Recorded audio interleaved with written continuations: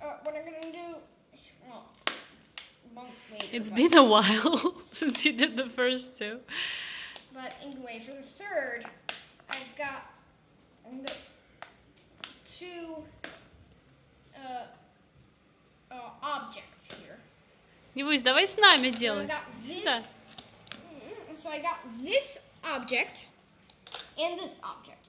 And the question is, which is more stable? And these are basically plastic cups that are taped together in two different ways. Yeah, so you might think, Which well, object obviously is more... that one, because that one hugs what it's standing on, and that one just will fall over immediately. But that's not the right answer. This one is actually the more stable one. This is a more stable one, but it's falling all the time. I've got these two things. And what's the definition of stable? So I'm gonna show you. So basically this. Let's see. It rolls down. And it rolls all the way down very happily. See? From here. Simon's got these wooden bars made by his grandma. Yeah. It's been really nice to make them. This one. Especially for this experiment. Well, it will fall over most of the time. Well, I could make it go. Oh, because it's not rolling in a straight line, you mean, right? Like it's wiggling. Yeah, but this one is rolling in a straight line. But if I said, but even if there were no walls, it would actually just go all the way down. Why is this very stable and this not? So this, you might notice. So it will roll all the way down, like happily, especially if there's no mistake. But we always make a mistake, right? So. You mean that these two are never exactly parallel? These are never, yeah. But basically, if we go like this and like this, so it's slightly to the left.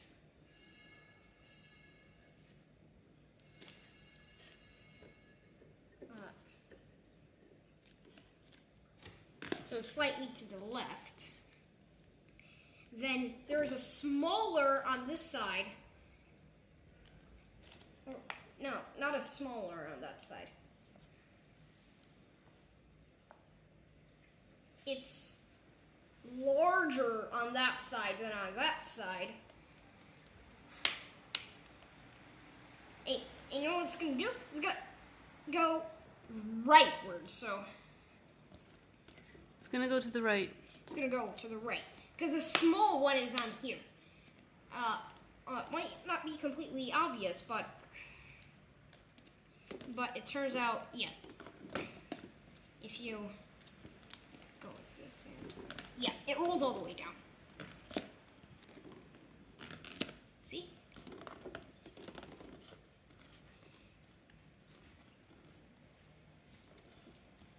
Only when it, like, the turn thing.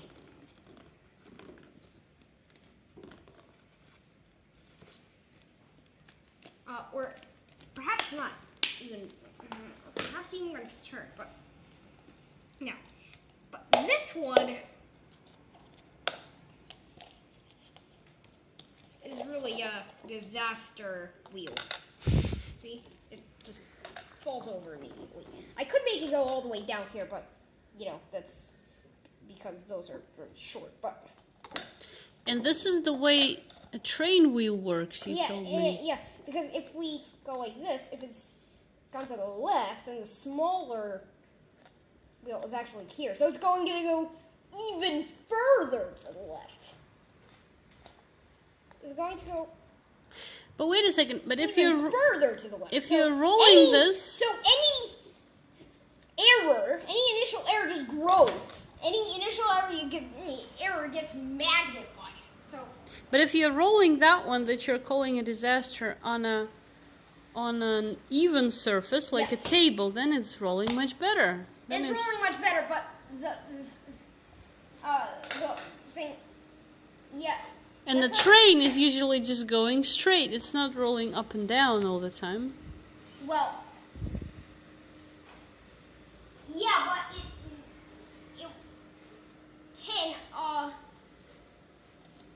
yeah, the slope, it doesn't have to be a slope, it's a flat. Yeah, yeah. It will, yeah, that's just but that's just because this,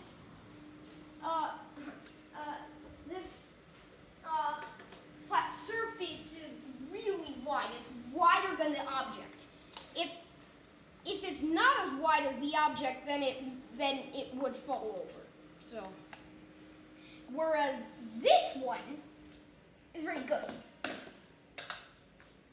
So, but anyway, a train wheel,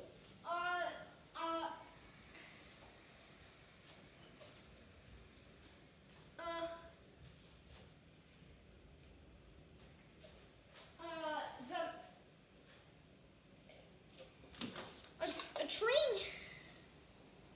wheel works exactly the same way. This kind of train would immediately fall off the rails, but this kind of train would be really good. But when it wants to turn, then the centrifugal force.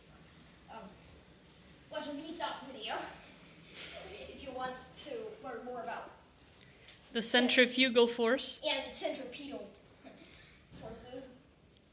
Too. But it pushes it such that it's deviated from the middle exactly the same distance as it should to curve. But Oh, so it's not gonna derail? yeah. Well, train wheels don't look like this. But you know, a pair of train wheels look in cross section, well, something like this.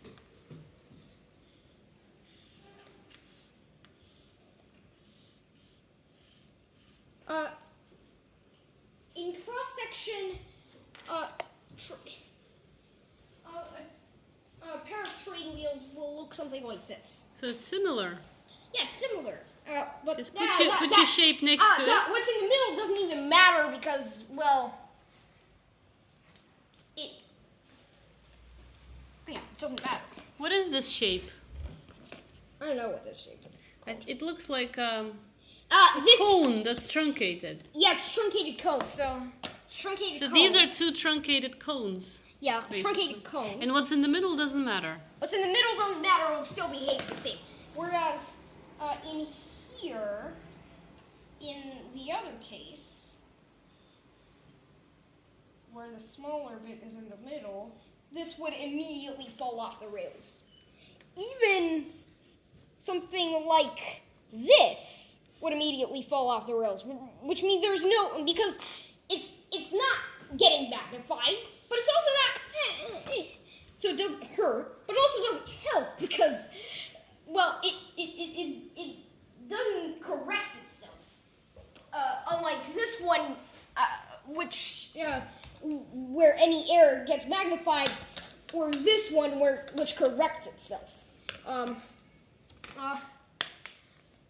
But yeah, this one would also fall off the rails immediately. So this is really the optimal thing. If you're designing a train, this is really the pair of wheels you should go for. Thanks, Simon.